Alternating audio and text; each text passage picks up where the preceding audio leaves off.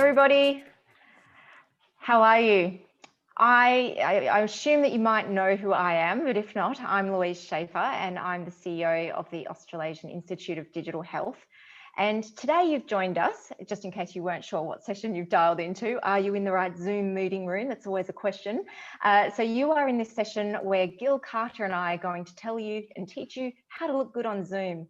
And just so that you know that this is a very much an art form, not a science, is the reason this webinar started a minute or two late is because Gil, who's really the star of the show, I'm just really here to introduce him and put in some useful banter along the way, has had his computer crash twice.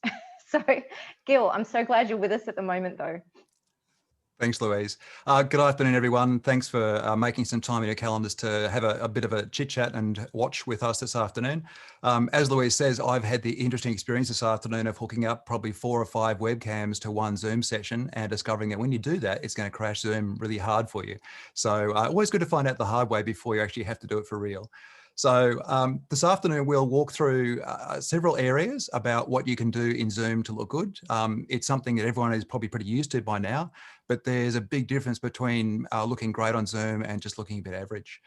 So we might dive into things. Louise, is there anything else you wanted to tell the speakers in terms of what this session might mean for them before we go straight in? Yeah, thank you. I'm really pleased that Charlene isn't putting up a poll asking all of you which person looks better, Gil or me, because I know who I would vote for, and it's not me.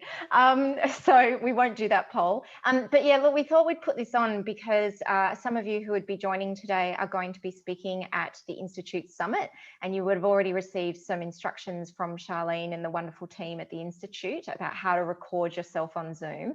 But some of you might be here as well just because you're in meetings all the time, and and I know Gil will touch on it as well, but even we turn on the television these days and we see all the time the beauty of looking up someone's nose, and that's not really a good look. So we're going to teach you a few things how not to do that, even in meetings, not necessarily just for presentations, but we will focus on presentations as well today. And actually, I just see that we've got a chat coming through. Thank you, Matthew Squires. Is starting a lesson in what not to do. I don't know, Gil, do you think there's a hard and fast rule about that? Oh no, he's frozen again. Oh, there you go. So, okay, it looks like I'm on my own for a second until Gil can rejoin us. So again, a lesson in what not to do. Funny that Gil is really, you'll see, he's got some, hopefully you'll see, he's got some fantastic tools and techniques if you want to invest in some technology, but also if you don't want to invest in any technology and just what you can use. That's certainly what I do. And we will go through that. But Gil was telling me this morning when we were talking about today's session, how being a consultant as he is, you do a lot of business in person, and you've got to have people like you and want to work with you and be able to be empathetic to each other's challenges and concerns. And of course, so it's really important for that. And Gil was saying, like, I don't think he's ever had this problem before, but now that we're live, it's happening in real time. So I'm like the newsreader now. So I'm just like filling in until Gil comes on board. Now, I just saw my events team have put a chat in the window that we can have other people join in and put your hands up. I think we've only got about 25 people on the line. So Charlene, that would be fine if you want to unmute people so that they can speak. And thank you, Sarah, for the words of encouragement. I appreciate that. Look, I'll touch on a few informal topics then before Gil comes back while he's sorting out his technology as well. So I will tell you about my setup then. So you can, if you've seen me anytime this year, this is the background that you see. I try and change my hairstyle and what I'm wearing, but where I live in a very tiny apartment and I literally live in one room. So this is not ideal where I've got, you know, this bookcase over here, and then you've got some white space on this side of the screen. So that's not ideal, but it's, to be honest, it's the best I can do and it seems to work. So what I do pay attention to though, and is what's behind me. So today I've made sure I've got my Guide to Health Informatics, trusty book, Bad Blood. So because people pay attention to what's behind you. So if you can't clear the space behind you and put just pretty vases or something, if you are in front of bookshelves, and we see that a lot, pay attention to what's there because other people will. And I thought that was just me. And Philip Adams, who I'm a big fan of, a radio broadcaster, if you don't know Philip, he actually put a tweet out a few weeks ago, and I was so excited because he replied to my response to his tweet. And he tweeted out about the bookshelves and do people curate them?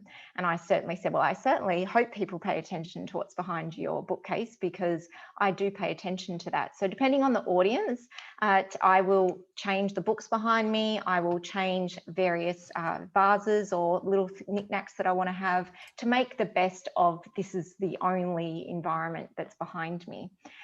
Gil, welcome back. Let's hope this is the camera that won't make your system crash. I was just starting to let people know about my own setup. So I might just finish that and then we'll go over to yours. So as I said, so curate what's behind you. And the other thing that I would say is, and Gil will have a whole bit about lighting. Again, this is the best I can do behind me. So you'll see, hopefully you can sort of note that there's some light coming out from behind you. This just adds interest. That's just a cheap IKEA light. I've got a light behind me over here where my phrenology head is. And again, it just adds a bit, it's subtle, but it just adds some interest. If you can get a plant to put behind you as well, that always can be advantageous. I went and rescued that one. I didn't have a plant in my house because I was never here. I used to be in airports all the time. So now I went and rescued the plant from the office and that is sitting on a cardboard box to get it to the right height for Zoom as well. The camera that I use is sitting on books so that I can look directly at you and maintain good eye contact, but I've put it with my screen behind me so I can still see Gil doing this in my peripheral vision. I'm not looking directly at Gil right now though, I'm directly looking at you, or I hope that it feels like I do because I'm staring directly into the camera, and Gil's got some good hints about how to do that. One other thing I would say, and then I'll hand over to Gil because it looks like the system is doing well so far, is you know how we all feel exhausted at the end of the day of Zoom meetings or Teams or whatever, you know, this virtual environment that we're living in now. And it's surprising at how tiring that can be. And there's a lot of good psychological literature as to why that's the case. Because if we were meeting in person right now on a stage or even in a small boardroom, we would be looking at a lot of things. There'd be smells, there'd be all these sensory things that your mind is filtering out and paying attention to certain things. It's just, you know, how our brains work. But when we're in Zoom, the only way for you to really interact, engage with me is you're looking pretty much at this. You're looking at someone's face, and our faces are so expressive that even though it's quite subconscious, it takes a lot of effort to look at someone's face and that closely and analyze, you know, what's happening and the communication, the messages, the feeling, the vibe of the thing that they're trying to get through. So it is really important if you can to, look, I should have washed my hair today, but I didn't. But I also think you can get away with the Zoom filter, and I'll talk a bit more about the Zoom filter later on. But it is, think about what you're wearing. For us girls in the audience, you know, you don't want anything low cut because that just, you know, again, if someone was looking at you, the whole body, it might not be noticeable. But when you're only looking at this, it becomes quite noticeable. So one of the things that I noticed, for instance, is newsreaders, the female newsreaders, they quite often will wear dangly earrings. So nothing too loud, but something that, you know, moves when they move their head. And it just, again, adds a bit of interest and subtle differences. So I never used to wear dangly earrings. I used to always wear studs. And when I changed, when we started working from home, and I noted that, and I thought, I wonder if that'll make a difference. And I think it does. So, you know, so now I will always try and do that as well. So in terms of the appearance. All right, well, you're still with us, Gil, so I think I've filled in enough space, as well as hopefully shared a few tips and tricks. So over to you, Gil. Thank you very much. Yeah, apologies, folks. I've just saying to Louise and Charlene before we kicked off, I've loaded my machine up with every sort of camera and audio thing that you can possibly have in it. And I think Zoom eventually gets a bit tired of it and just lets you know that you shouldn't do that. So if it happens again, I'll dial back in. But the salutary message is get your tech right and make it as simple as you can, because if there is a time when it's going to go wrong, it's when a whole Perfect. Absolutely perfect. So I think Gil was on the verge of saying, if something can go wrong, it's when you're live and when a whole bunch of people are watching, and he didn't even get to finish that sentence. So we were going to put this on YouTube afterwards and make it freely available for people. But maybe now when we do the SEO, we'll have to tag it as some sort of like comedy skit that just went on for way too long. Okay, well, let me see. Do people have other questions? I know, Chris, yeah, did you plan that? Yeah, maybe Gil is just messing with me. That could be it. So do people have other questions as well that I could address now, or things that have worked for you as well, if you've got particular tips that you found it's working? Specifics of lighting. Okay, so one of the things that I'll address my thoughts on lighting as well. So the lighting that you see on my face right now is mostly from my computer monitor. I have a 27-inch monitor and it's mostly white. So the light that you're seeing reflected on me. So I don't have what the Instagrammers use about backlighting or front lighting, but behind the camera. And what else? And then I also, so behind the camera is the screen, and behind the screen is a window. And so while I get really fantastic natural light, I do a lot of seminars and events which are international. So sometimes I'm quite often having to sit in this exact same space, but I'm there in the evening as well, where all I've got, no natural light at all. I don't think it looks quite as good. So if you have an option, and certainly for the summit, it's all pre-record. So try and find, a spot or a time of the day, which not is only free from interruptions and those sorts of things, but also where the lighting is ideal. So certainly if I'm going to pre-record a session, I will do it not early in the morning because it's too bright and my face looks really quite too white. I'm just making up words now. And the other thing is at nighttime, I've mostly got overhead lights, so it puts a lot of shadows on you as well. And again, it works, but the best thing is if you can have some natural light and never have a window or door or a natural light behind you. I'm sure we've all been in meetings with others, and we've seen it even on television. You see it as well, where people have a bright window or something behind them, and it doesn't work. And if you know that, depending again on the time of the day, if it starts okay because it's dark or the sun hasn't come up yet, but if you know it's going to change during the course of your meeting or your pre-recorded conference session, just pay attention to that. Okay, so I'm looking at other questions now, so I'm not going to be looking direct. Okay, I'm moving the chat window so that it's as close to the camera as possible so that I can read it without looking over here or looking too distracted. So I'm just moving the chat at the moment. So I'm just going to go through them in order. I don't see any other lightings. So here we go, Gil is back. Gil, it's amazing. I can just talk and talk and talk, it turns out. So I'm about to throw to some of the questions, but shall we I think what we might do is throw to you, Gil, and we'll come back to those questions, especially if Gil freezes again, I will take more questions. Otherwise, we can address them together at the end. Thanks everyone for your input, really appreciate it. So Gil, over to you. Thank you, let's try this again. Third time's the charm. That's it. All right, let me share these slides in Prezzo mode. So I guess the main thing with Zoom is that it's a tool like every other corporate tool that we're using in part of the isolation life. So it is possible to look bad, it's possible to look good. And the difference between the two is mostly just a little bit of preparation and planning. Doesn't need to be a great deal of tech. In fact, as you can see this afternoon, the more tech you introduce, the more opportunity for mayhem and mishap. But what I'll do this afternoon is just to note that there's a couple of things that you need to do upfront. So looking good takes some work. Follow the Fab Four would be the guiding advice. So the Fab Four in Zoom terms are camera, audio, lighting, and location. And I've got some show and share, which is, I think, the cause of most of our problems this afternoon, which talks about the sorts of things that you can do. So starting off with the cameras, the worst camera you can have is, generally speaking, the one that's in your laptop. So if I can change my camera here to be the FaceTime camera, So that's my laptop camera there. Now, if I reach out and fiddle with my laptop. Oh, I'll do mine because it'll be even worse. So yeah, so you can see big difference between a laptop camera and what I'm using as my main camera, which is a proper SLR. So if I change back to my proper SLR, there we are. So we're back to things. I've got the bottom of the top of the laptop screen in shot. So that's the two ends of the spectrum. Along the way, you've got webcams. So if I just change camera angle here, so this thing here is a webcam that's actually got a little light built into it. I'll shake hands at danger and plug this into the laptop. You can have a bit of a look at what this one looks like as well. So if I can find the right cable, this was all carefully set up, not quite so carefully now.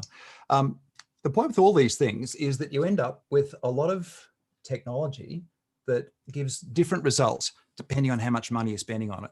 So this little webcam is kind of cool because it's got a light built into it. So if I can twist the dial the right way, there's actually a ring light that will turn on once the thing gets power. So that's kind of cool. Let me see if I can just get this Razer Koyu. So that's that webcam. So again, this is actually one of the other things that's an interesting sin. Don't have your webcam like this looking up your nose. But again, compare that to the other camera I've got, which looks like this. So it's a proper SLR camera, and you can see my lights and those kind of things. So it's just, again, it's a different experience. These are about $100 or so, not as much as the high-end webcams, but better than the basic ones. The other thing you can do is to use, you can use your phone, which is, I guess, the middle of the road in terms of technology and spend. An iPhone 11, like one of these ones, has a very good quality camera in. There's a bit of software you can get called Epoch Cam. Have a look for it on Google. So Epoch Cam, it's an application that runs on your phone. Same application runs on your laptop, and it lets you literally use your phone as a webcam. Given our mishaps this afternoon, I won't try it live, which is what I was going to do. But suffice it to say, it's almost as good as the camera quality that you get from DSLR, which is the main camera that I'm using. So in terms of takeaway messages from cameras, as Louise says before, look at the camera. It's actually one of the most tricky things to do. So you saw my setup before when I flipped camera around. I've got my laptop piled up on some books. I've got the camera lens just above where the laptop is. And even so, it's hard not to look at myself or look at myself on the camera. So googly eyes are actually a really good way of just making you say, look up here. So a couple of people have done different ways of handling that, but it just makes for an interesting experience when you look at it, and just it's a simple thing you can do that encourages you to do the right thing in inverted commas.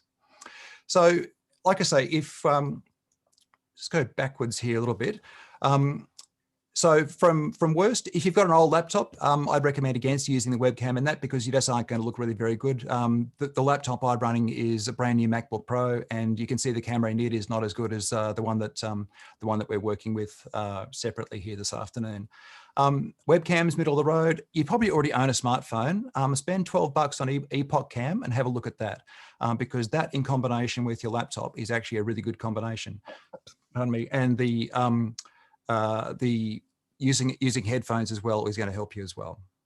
So I'll just keep flipping forward here. As we talked about, don't have the camera looking up your nose, and ideally you want to have the camera at eye height so you can see straight across into it. So there's some reasonably simple things you can do with that. We've talked about using that. So the takeaways, modern smartphone is probably the best zoom camera you've already got. If you don't want to spend money on going out to buy an SLR, then you can get away with a modern smartphone. This one's an iPhone 10, about 3 years old now. It still gives pretty good results. In fact, it's interesting sometimes if you join a Zoom meeting from your phone with a phone client rather than with a laptop, then you quite often find that you get people saying, geez, you look really good this afternoon. What are you doing differently? And the answer is, well, I'm on my phone and it has a better camera. If you do Zoom meetings for a living, buy DSLR. My permanent setup, which is on the desk just next to me here, is actually a camera that hangs over the top of my big screen, and I just leave it set up all there all the time. Entry-level cameras that are mostly intended for video bloggers are about $600. It seems like a lot of money, but you compare that to the amount of time you used to spend going to airports and traveling to meetings, and you think is the difference between turning up in a good suit versus turning up looking a bit shabby. So suggestion is if you've got, if you're doing these things all the time, and I think almost all of us are, then yeah, definitely have a look at getting yourself a cheap DSLR. You need to pick one that's set up to do vlogging with, because a lot of cameras will allow you to do output, but not necessarily the kind of output that you need to be able to do webcam type stuff. So Sony, Canon, and Panasonic. And if you ask any camera shop, they'll be able to help you with one. Tell them you want to use it for Zoom meetings, and they'll be fine to be able to help you with that. Louise, anything else from you before I dive into the audio part of it? No, I would just say that the webcam that I use is an actual Logitech webcam, but it's one of, when we all had to rush from home to start working from home, we had this conference cam, and it's those ones that are on a ball, and I think they're maybe $100 or something, and it's got an inbuilt microphone as well. So we'll talk about sound in a second, but I grabbed that one when we all worked from home because I gave my other one to someone else, and it's actually turned out really good because of this. I was explaining earlier, because I have a very limited, this is it really, I can't really move around much in my little space here. So it actually means that I've got a lot of flexibility, because the camera is a standalone unit. I don't need a tripod, I don't need to hang it off anything. And if you attend a meeting with me, I won't quite be at eye level like this, but at the moment, for this purpose, and I certainly do it for my conference presentations, I've just got 3 books under it, and it just puts it directly at eye height. Cool. Oh. I will drop into audio now. It's an interesting thing. You think audio is perhaps the least important of any of the things we might talk about today. I'm sure you've all had the experience where you've sat there and you've watched somebody who's got blocky video and you think, oh, I can't really see this person properly. If their sound is okay, you can put up with it. If their sound is dropping in and out, you can't hear what they're saying. They're in a room, particularly a reverberant room. People tend to call from their kitchen, so that the echoey sound, it really ruins the experience. And people will actually hang up on Zoom meetings where the audio is bad and you can't hear the person who's trying to talk. So I'll show you a bit about my setup. At the moment, I've got a boom microphone that's hanging just above me. That's a bit over the top. But you'll also notice the camera is further away than I can reach. So it's quite a long way away. If you have a microphone on top of the camera, quite often that can be a bit too far away and you tend to pick up more sound from the room. So the arrangement I've got with a camera just above me here, a microphone just above me, lets me have a microphone really close to my mouth and also make sure that I reduce the amount of sound you might hear through from the rest of the room. But again, in terms of the spectrum of things you can do with sound, the worst thing you can choose is the microphone in your laptop. And I'll just change my Zoom over to be the MacBook. Let me just choose the right one here. So that's changed to the MacBook microphone. Now, the interesting thing is the microphones, the brand new MacBooks are actually really good. So it's not necessarily a great demonstration. I've got a really well damped room. So I've got carpet on the floor. I've got big heavy drapes up at the end of the room. So it's almost, this is the best that a laptop will sound. If I change back to my other microphone and hope that my connection doesn't decide to drop out, I can do that. And that's a microphone that's connected straight up to my SLR camera. Webcams, like the little Riso one that I showed you before, if I change back to my other camera angle here, they've got a microphone built into them, but it's a tiny microphone. It's just a little dot at the bottom of the thing. So again, if I change my audio, I can change over to use this microphone. If I can find the right one here. So that's using the microphone. And if I have the webcam at the distance you would normally have it at, you can see how that audio has changed again. Now, again, I've got a pretty well damped room and I'm speaking right to it. There's not too much noise in the background other than a bit of air conditioner noise, but it's still not terribly easy to hear. So let me just change back to the normal camera. So I'm just stepping through this so gingerly now after having had a couple of dropouts. The interesting thing the fourth one is there I've marked, the very good section, Apple AirPods. You've probably seen people who've been interviewed on TV and they've had an AirPod or two in.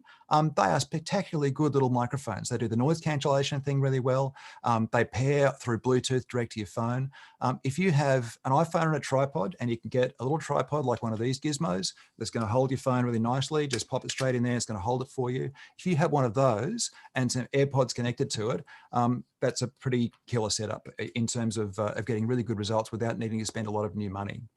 As I say, the absolute best, I guess, in terms of luxury is the microphone above me. And I'll just flick to show you what that actually looks like here. If I can change back to my little webcam. So So that's the microphone I've got. So that's a broadcast Sennheiser microphone, and that's just on a microphone stand that's sort of sitting beside me. So, and my little switcher box here, by the way, that's the thing I'm switching cameras with, and I've got a little monitor so I can see what's happening. So it's quite involved when you get to a bigger production setup. But like I say, you don't need to do anything more than iPhone or a modern smartphone and a pair of Bluetooth headphones, or even just some normal headphones is going to do the job pretty well as well. So audio is pretty important. Zoom's also got a lot of settings that you can fiddle with in terms of noise cancellation. And I'm sure you've all had the experience where you've been listening to people speak and you hear yourself back again. Zoom is really good at masking that stuff out. It does a very good job of cancelling echoes out. It does a very good job of working out what's you speaking, what's other people speaking, and making sure. And there's a bunch of settings you can fiddle with, again, in the Zoom setup for doing this. And you can do what I've been doing, which is to change different sources as well. So you can use different microphones if you need to. So audio is really important. Just select this properly. So we've done a bit of our audio demonstration. In terms of audio monitoring, you can see I've got little in-ear monitor headphones in. These are actually sort of, I mean, they're semi-professional ones, so they're not expensive, but they're more than just a really basic set of these kind of ones. To be honest, again, if you've got nothing else, a pair of just basic smartphone ones connected directly into your phone, the microphone's right next to your mouth, and it's going to work pretty well. One other thing that might be worth having a look at, this is a little Rode lapel microphone. I'll just change angles here so you can see this. This is about $75. It's a microphone that you clip onto the front of your shirt, just like that. And on the other end of it, you've then just got a plug that can plug directly into your smartphone. So the combination of that thing, again, the microphone's nice and close to your voice like this, and this part's plugged straight into the phone. So the interesting thing is this cable's not really long enough to get to the laptop, so you need a little extension cable. But this is, again, a really good way of getting good quality sound. So if you've got this connected to your smartphone, even if you're in a reverberant room, you're pretty much cooking with gas. One of the things that I'm doing this afternoon is to not have my speakers going in the room, which means that Zoom doesn't have to cancel out the sound of me speaking and coming back through. It just makes for a better quality input, less work for Zoom to do in software, so you end up sounding better, which is, of course, the aim of the game. And that one on the right-hand side there, of course, if you're using a pair of AirPods or Bluetooth headset generally for doing your audio to speak with, to use a microphone, of course, you get the earphones as well. And it's a good way of getting really, really good results. So takeaways from audio for the discussion this afternoon. Sound matters more than video. People tolerate patchy video, but they'll literally hang up if your audio is bad enough that you're losing every second or third word. Carpeted room without hard surfaces. Let me just flip around a bit more and I'll show you what I've got set up here. Let me just change to my favorite camera again. So I've got a pretty carpeted room at the end here. There's a whole bunch of other monitor and camera stuff. That big curtain thing we actually use as a backdrop for running conference type things. Obviously carpeted floor with mess everywhere. The bookcase behind me does a pretty good job of damping out sounds. And of course my digital health books are easy to reach. And then I've just got, blinds and just a general desk. So it's a pretty standard sort of office setup. But that curtain at the end of the room makes a surprisingly big difference to the amount of reverberant sound. So yeah, it actually works pretty well. And as I say, oh, sorry, Gil. You go. I was going to say, so just as a point, because you're 100% right, of course, but I don't have most of those things. So I will give you guys a quick tour. As I said, I pretty much live in one room. So there's the shirt I considered wearing and changed my mind. So that's it. Kitchen, living, dining, outdoors, hardwood floors. So I don't, but the sound, so if you can see here the difference in Gil's quality and mine. So I'm using as well one of these lapel things, as I've got a couple of them. They actually are really handy. You can use them for lots of different things. So, and I've just got this connector, which is the standard iPhone connector. And so I can use it for all, you can use it for any time you want to record something, even if you're just doing a fun family video on your phone to send to your grandma or something like that. the good sound can really help. And the lapel microphones, they're pretty cheap. So you can hear the difference in Gil and mine, and I think the quality of the microphone is really good. So I will either use that. I've never used my laptop mic. I will just change to it quickly so you can hear. So I think that's now my laptop mic, and I don't have Gil's fancy setup, so I'm literally just checking the ones on Zoom. But so this should be the let me see, is that? Yeah, that's a huge difference, Louise. Yeah, so that's my laptop. So that's what I sound like using my laptop sound. And I've never actually heard it. I just imagine it's probably not very great. I've got a Surface, Microsoft Surface. So anyway, that's what it sounds like. But all I do is plug this into the headphones jack. And it should automatically, yep, now it should have changed. And so now I'm back to speaking with you from the lapel mic, so you can hear the difference in sound quality there. Yeah, heaps less echo. So I guess that's the main thing to take away from this little experiment is that, I mean, Louise's apartment is exactly like a lot of apartments in terms of being flat surfaces and quite hard.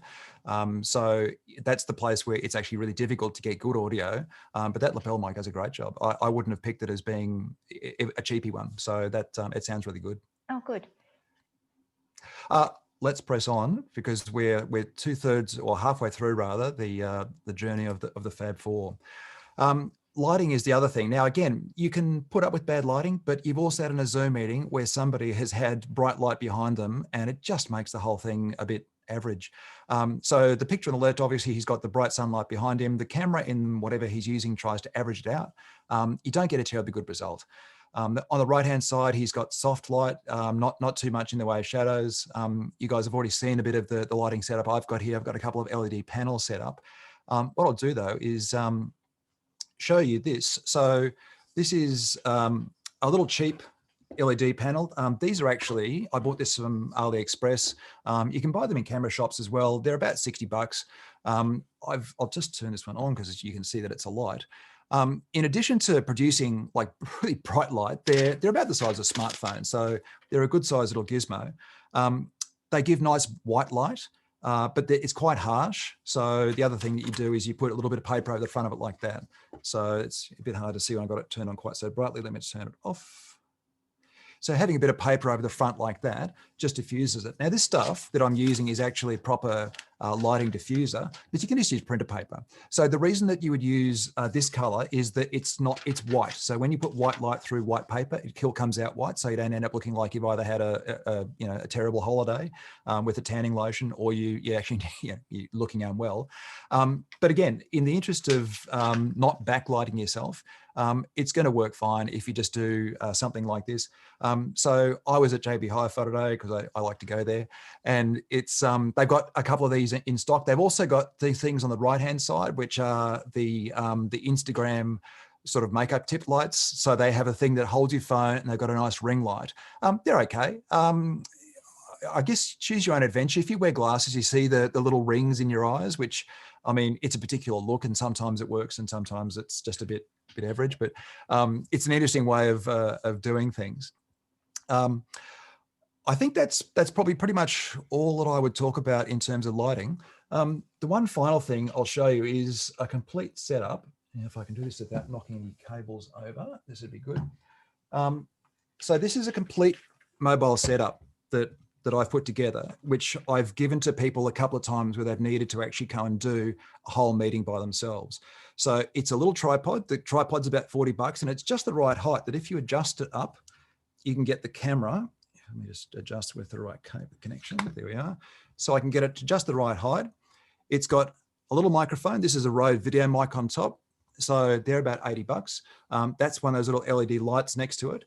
The microphone a microphone plugs straight into the camera, and the camera then comes out the side with an HDMI cable, and it goes through this little gizmo, which then converts HDMI into USB, so you can plug straight in.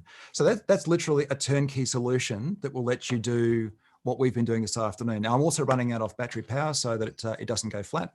But that is literally, you know, Zoom in a box. If you wanted to get professional results, that's the sort of thing that you might look to get.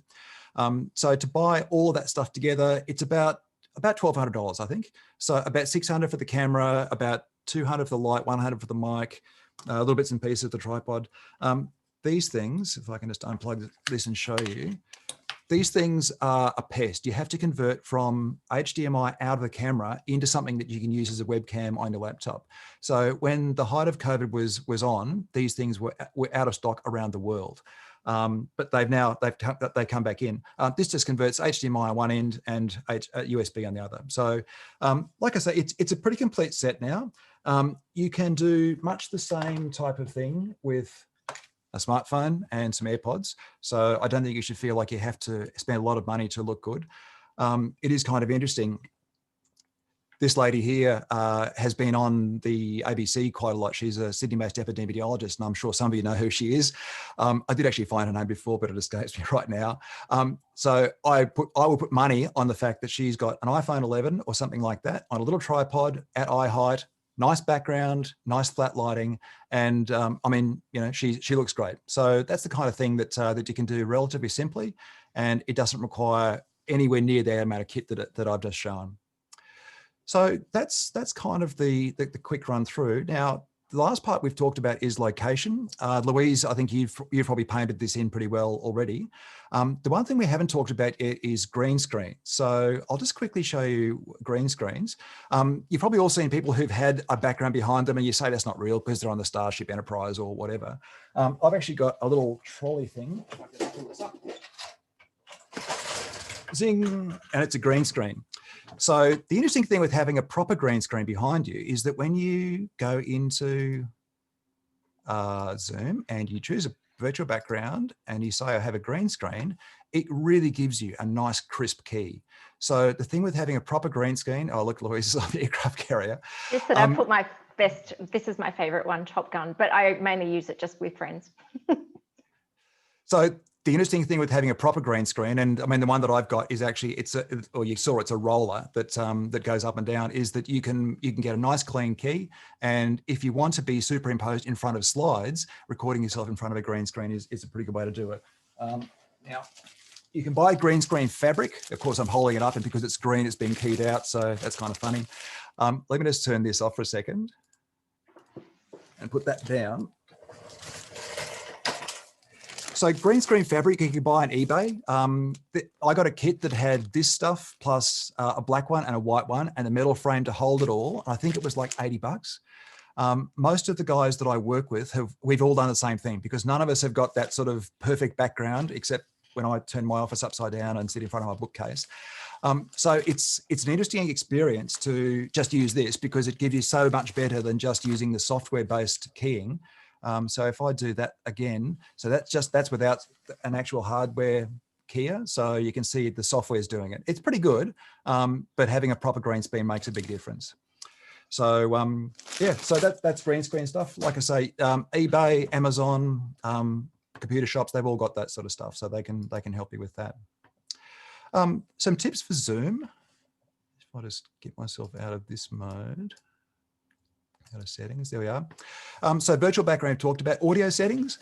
You can do echo cancellation. There's quite a number of things that are in the settings for Zoom. I was just having a bit of a tinker with them and just have somebody on the other end and let them tell you whether you sound good because you can't hear yourself on Zoom, which is a bit of a pest. When you're sharing content to show to other people, you want to share just the window, not the whole desktop. And you can use presenter mode in which you can appear in front of slides. So this is something that Zoom has only just recently introduced. When you go into virtual background, you can use presentation slides as your background and you then appear in the corner.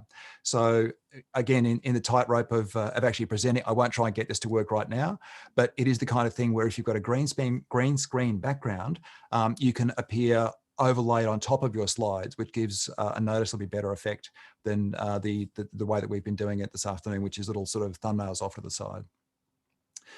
So I think that's pretty much all we wanted to cover, all that I wanted to cover. I think We've got heaps of questions that have been coming through, which is great. Okay. We can go through those. Yes, and what was I going to say? Oh, I've forgotten now. Okay. So yeah, we'll just start going through the questions then. So thanks. Most of the questions are actually in the chat window. So I'll just go to the Q&A question first as well. So Sophie O'Kane asks us what are our tips on having prompting notes as you present or speak? So I'll tell you my experience with that. So it's never a good idea, but you wouldn't teach someone, but I'm just better to do things off the cuff. So I prepare my presentation. I know what I'm going to say, but I don't tend to plan out like write a script word for word. I sort of have a slide with usually a picture, not usually a lot of text. And I know that prompts in my memory what the theme that I want to speak about. So I did try though this year, because I've been doing so many conference presentations, and there was one where I was speaking to over 100,000 people, and I must admit I got a little nervous. I was like, oh man, there's a lot of people watching. And so I thought, well, I want to get it right. And I ended up writing a script and I've done it two ways. So first, I've done it twice where I've written a script, and I must say it's quite uncomfortable for me. And the uncomfortableness, it gives you comfort in terms of you're not going to say the wrong thing, you're not going to stuff it up, you'll do less ums and ahs and all those things if you've got a script that you're reading.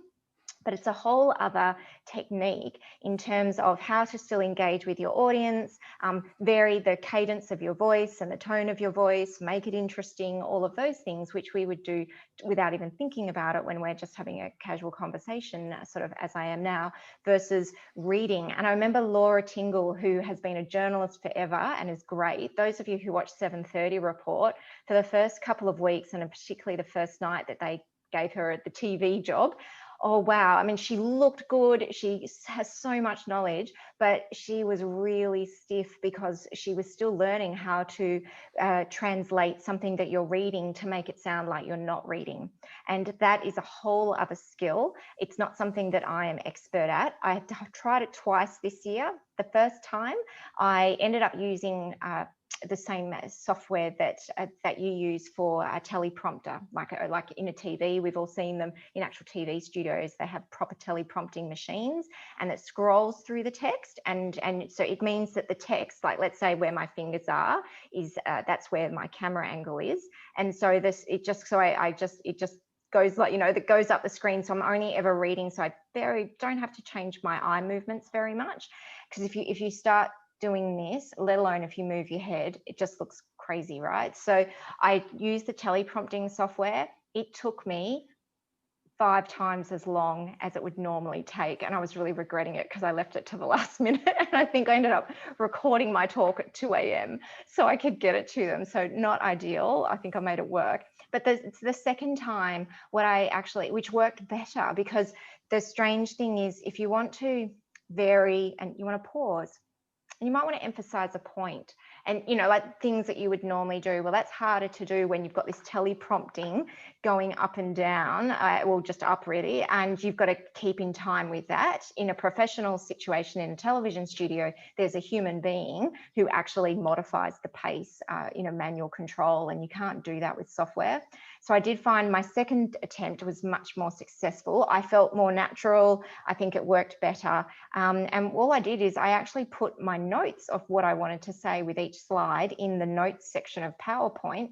And I used the presentation mode, and I again moved my camera so that my four or five bullet points that I wanted to say was sitting directly behind the camera.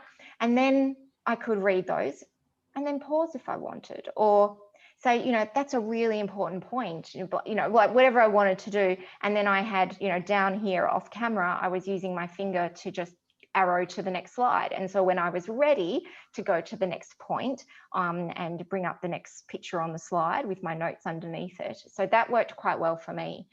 Gil, do you have experience of those things, of like preparing a script beforehand?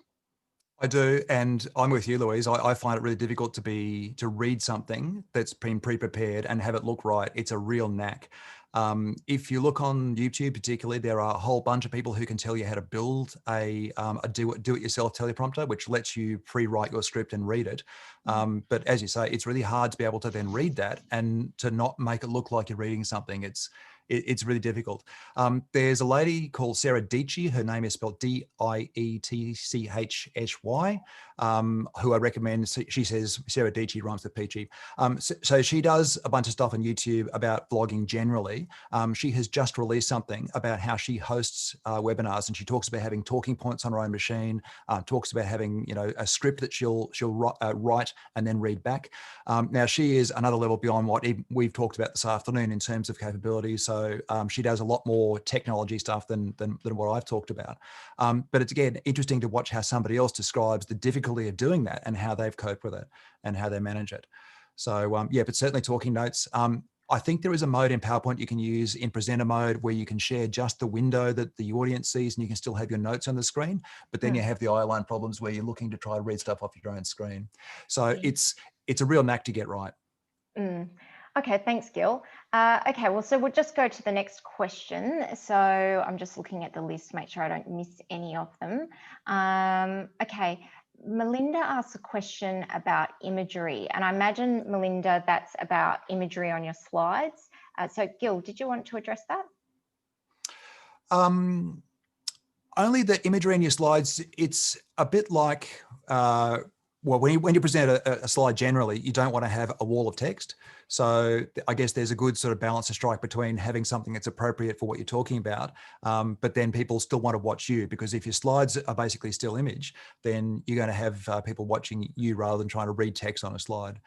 I guess one thing it's worth noting is that if you've got slides which you would normally show on a big screen, which people can sit there and actually read if you've got a few bullet points, if they're watching on a much smaller screen, that might be much less readable. So yeah, I think probably just choose wisely when it comes to imagery and pick things that are going to back you up. Yeah, and I would certainly say that, you know, just general rules to follow, whether you're on a stage, but I think it becomes more important when you're presenting on a video that someone could watch on their phone or on a computer monitor. It is less words is better. So, so having less words and being, but trying, if you're going to put words, always better to try and capture the themes, or I try and put maybe one sentence, which is more about an idea or it challenges people. And then I can talk about, you know, what their thoughts are around that. And the other thing is, when you're looking, if you're on a stage and you're used to seeing people's faces and you can see, am I losing this crowd or are they with me? That's the other thing, that in this environment, and you guys, I really appreciate you've been here since the beginning, and it doesn't even look like people have dropped off, because, you know, Gil and I had some technical challenges at the beginning of this. So you could have, I could have been really nervous about that and gone, oh my God, this is not what we planned, and Gil could be stressing. But hey, it's live, you know, we're just got to run with it. The show must go on. And if you start to be self-conscious, if you make a mistake, especially if you have planned and you think, oh, what was I going to say? Just don't apologize, just run with it, you know, because often you'll find, and if you think about how intently you listen to someone else, let's be honest, sometimes we are drifting off and thinking about what we're going to cook for dinner, or thinking, I hope the dog doesn't come over and bite my ankle right now because I'm in a Zoom, or whatever it might be. You know, we get a little distracted. So if you, so it's quite possible that if you don't go exactly where you were going to go, or you think you've tripped up a bit, just smile and just roll with it. But if you start getting self-conscious and nervous, that's when it becomes a really big deal. And you'll start to notice that. So even when we can return and being in person, you'll see if someone on a stage stuffs up as well, if they start going, oh, sorry, yeah, oh, it's so embarrassing when the slides don't work or whatever, like you feel empathy with them, but they don't really need to say it. You know, we're all there, we're with them. So I would say that that's the other thing when something doesn't go quite right, but try and have good imagery that backs you up, and has, if you can think of things depending on the nature of your talk, if it's something you want people to consider or contemplate, or a feeling that you're trying to emote, then the imagery can be really important. All right, now the next question was specifics of lighting. I think we've covered that a lot. If anyone's got any specific lighting questions, please put them in the chat or in the Q&A, and we'll get to those. Thoughts on using a Zoom or a personalized background? Well, Gil covered a bit of how to do it. To be honest, my thoughts is it depends on your audience. So most of my staff, we do have a institute branded background, and most of my staff use it. And every time I see them reflected and they're using it in our meetings, I always feel a little bit guilty because I never use it. But for me, I just prefer, it's just a personal preference. So I prefer, in most of the things you'll see me do, this is the bookcase that you see. I might move the books around, I might have a different ornament on display, but mostly I don't tend to use the virtual backgrounds, and it's just a personal preference. And Gil, we've seen you in this session use both, and I think they both look good because your bookcase is so well lit, and it's sort of, how have you got it? Because it's like not quite in focus. Is that because of your camera? It is. That's the lens. So Yeah, one of the nice things you get with an SLR is that you get very shallow depth of field. So if I come forward, I'm out of focus, and if I go back that much further, I'm out of focus as well. So it's nice to have that sort of really shallow depth of field. If I just change over, I actually got Epoch Cam working. So I'll shake hands with Danger and see if I can get that to go. But what I was going to show you guys, oh, look at that. That's interesting. Down, Gil, that's a trick. Yeah, wrong way up, Miss J. So the interesting thing with this is that this is, let me just do this properly. That's better. So I'm sure that if I had a bit more time to fiddle with this, I'd be able to get a better result. But that's the iPhone 10 camera. And it is interesting because the iPhone does such a good job of managing variable contrast in scenes. So you compare how I look here to how I look on the other camera, and it's quite different. But that's the kind of quality that you get out of the iPhone. And if I can hold it still, it's pretty good. Like it's noticeably better than a webcam, and probably not quite as good ultimately as the SLR, particularly for depth of field. So you can see how all the books are pretty sharp focus in the background. But that's the selfie camera, and you can also turn it around the other way, of course, and use the other camera. Which, if I do that, so there's a bit more room in that camera for better optics. Although in my case, it's not working particularly well. But the interesting thing with this whole app is that, let me just do this, is that it's a matched pair. So there's a device driver software you install on the laptop, and there's also the app that you run on the phone. And it's got Android and Windows and Mac and iPhone, which is normally the limiting factor. So let me just change this back so I can stop forcing myself to look at the wrong camera. That's better.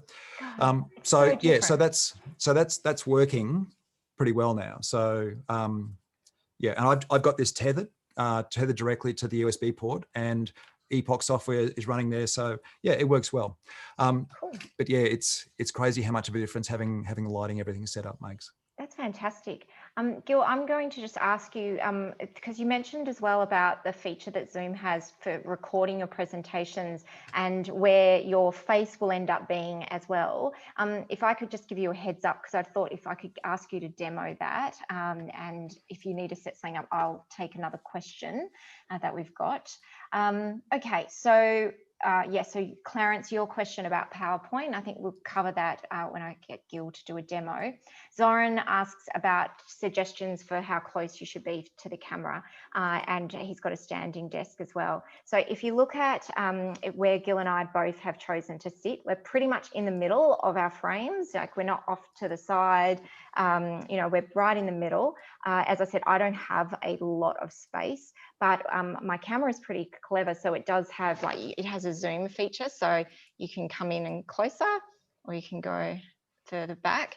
The best way, if you look, Gil and I both have an inch or two, it looks like it's about an inch or two above our heads, and we're in the middle. And you want to sort of see from sort of like your chest, your breast line to the top of your head, and have some space. So if you have someone's head cut off like that, just doesn't look any good. So you want to be able to, because again, our brains are trying to, you know, are trying to work out that this is a real life human that we're talking to. So being able to see your face, and also by having it about the breastbone, a bit lower to have, and think about that with your standing desk as well, because also you don't want to also be like this, because one, it makes you look really tiny, but also you can't see me using my hands. And again, if you just look at what newsreaders are very good, they're trained to put their hands on their desk and they very rarely use them. But if you look at people giving speeches, being interviewed, using your hands for expressive purposes, actually just is a really good idea. Again, it shows interest in the camera and it gives people a different thing to look at. So like even I pay attention to my jewelry. So I have quite a few small rings, which I really love. And normally I would wear those, but I wear this big one because I think it just, you know, shows some interest. And I normally would have my nails painted, but it's locked down and no one's doing that anymore. So I want to keep my hands flowing freely as well, so you don't pay too much attention to my nails. All right, so that's about lens positioning. So hopefully that's helpful, Zoran. Gone to, okay, so we've got, oh, Martin's got an epoch question. In loading up epoch, there's no viewer to run. Can you advise? It's only device drivers. So Okay. on the screen side, on the phone side rather, the application runs and you get this kind of funny sort of rotating effect. If I can show you easily. So there's no viewer part on your side.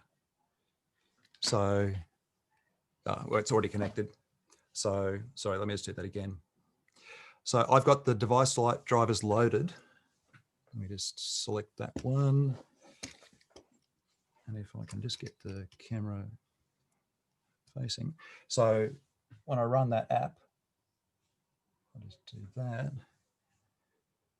So it gets connected as quickly as that. So, and all that's doing is just running the camera in the phone. And then on the Zoom side, I just go in and select the epoch device driver and it just works. So let me just do that. Actually, I'm halfway through sharing my presentation as a background. But yeah, there's no equivalent app on the phone. Sorry, on the laptop rather, if that makes sense. Cool, thank you. And we've had one person leave and it was a very nice message and I don't think you guys get to see other people's messages. I think it's just to the panelists, but said that she was really enjoying it, but she's got to go to an appointment, but also wanted to make sure that the family underwear isn't visible on the clothes horse in the background. So that's a good tip. So thank you, Kylie, for that one.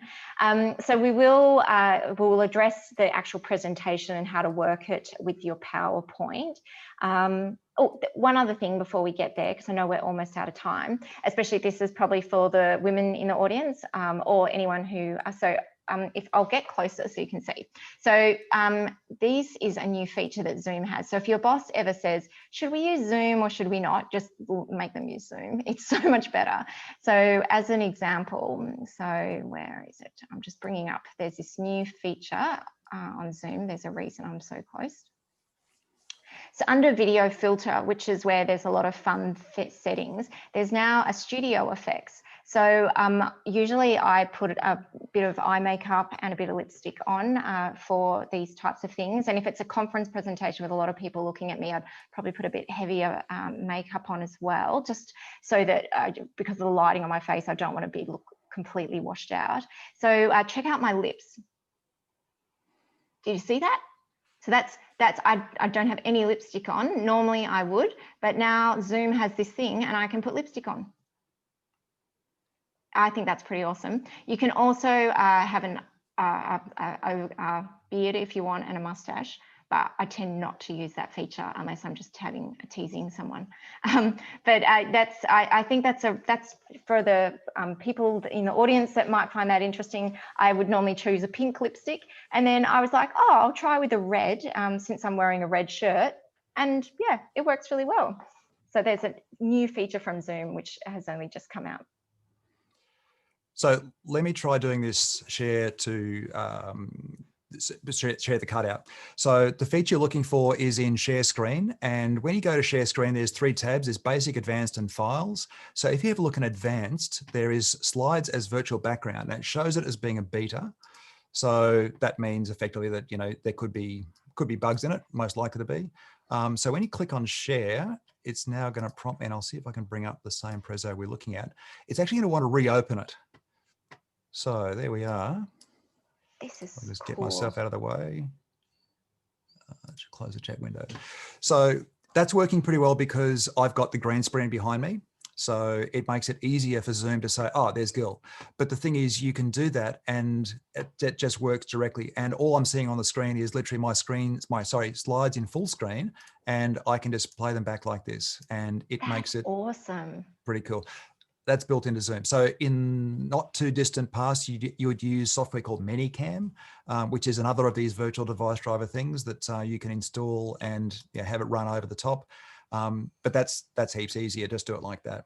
And that's brand new, Gil, because what we might do for those of you who are here, who are presenting at the summit, we'll get so our instructions wouldn't have this in. It would be normally like, oh, that's so awesome. So yeah, normally there's a little thumbnail, and you can choose for your thumbnail image to be on your PowerPoint, but it would still have your background, or to the side of the PowerPoint. And but this new feature that Gil's I'm so using that. I love that. All right, I'm gonna have to. And as you can see, I can move it around and I can change the size of it. So the useful part with that is that it affects how you design your slides, because obviously you don't want to have stuff that you're going to be in front of when you do it like that. So. And Matilda's just asked whether you could put a circle around you to make yourself distinct from the slide. You'd probably have to design your slides that way. So, because that's just your normal PowerPoint deck, isn't it, behind you? It is. Yeah. Yep. So that's very interesting. Share. The other thing I'd suggest as well, and for different audiences, I've done this a couple of times, and because I really like, one of the things that I really enjoy about giving conference presentations is that connection with people. And I've just got to assume that you guys are loving this session and you're tuning into every word, because I'm not going to get any feedback. So it's just best to tell myself positive messages, because it'll be a much more enjoyable session for you and for me, and we'll do a better job of that way. But that's still strange, right? So, but one of the things that I find is that, connecting to the audience is really good. And if you can, so that for the audience who are watching you as well, it's better to see Gil and I in whether you're on your phones right now or you're on your laptops or you've got an external monitor. At the moment, Gil and I are taking up most of your screen. When the PowerPoint was on, we're much smaller, right? So what I've been doing in my pre-records for my conference, or even live, is actually started off by saying, you get introduced, and there's no slides. And I'll just say, there's things that you can always say to get yourself started that you don't need slides for. So, hi, I'm Louise. I'm from the Institute. So pleased to be joining you today. I was really pleased. I'm going to be talking to you about my PhD research. We're really excited about where the project has come along, like whatever intro stuff you want to say. And so you get to address people, you'll take up all of their screen, and then provide practice, but then then you can start sharing your screen. So you say, all right, well, I'm really looking forward to sharing with you. So I'll bring up my slides now. And, you might need to, I would certainly need to look down at my keyboard, but I'd only few seconds because I've got it all pre-prepared, and then the slides come up, and then I'm going to use Gil's trick, and then I'm going to see if I can put myself in front of the slides. And then you can also end the talk as well by stopping the screen share, and you might you're going to lose some eye traction with people while you change those settings, but then you'll be back to say, I really hope you really look forward to any questions. I'm going to be in the chat room if you guys have any questions. So thanks again for having me today. It's been great to be with you. And whatever you're going to say to wrap up. So that's another you can practice with as well, as just a really good way to engage the audience. Louise, there was one question that came earlier, which I noticed come through, about using the iPhone as a camera and being able to present with PowerPoint. The answer for that normally is you'll still need to have something to host PowerPoint on. It's possible you can host PowerPoint on your phone, but geez, I think you're starting to do something quite difficult if you're trying to have a little tiny phone with slides on it and also use the video from the phone. Thank you. Yeah, I read that differently. I read as the iPhone as the camera, but you would still be using your computer for the PowerPoint deck. So yes, thanks for picking that up. Yep. All right. Well, I think we've covered all of the questions that have been around. So thanks very much, Gil. I can't tell you I don't know how you felt at the beginning when everything was going wrong, but thank you so much, such a professional, and how you've the time and energy that you've put in. I couldn't only imagine the amount of time and effort you've put into doing all of that research and working out what works and what doesn't work. And so for us to have the benefit today of your expertise, and for all of the Institute members, and you've been a long-term friend of the Institute, Gil, and I just really wanted to thank you very much. Really appreciate it. My pleasure. Thanks very much. And I guess if there is a takeaway message, it is how good smartphones are now in terms of camera and audio. And so, you know, you watch a big setup like this and you think, man, I could never justify spending that money. The phone you've already got is probably going to be heaps good enough for doing this sort of work. Get your audio right. Yes, absolutely. All right. Thanks everyone for joining us. Good luck with your presentations. I really look forward to watching them as well. And I'll be looking out for who's got the fake lipstick on as well. All right. Thanks everybody. Have a good evening. Thanks, folks. Bye, Gil. Bye.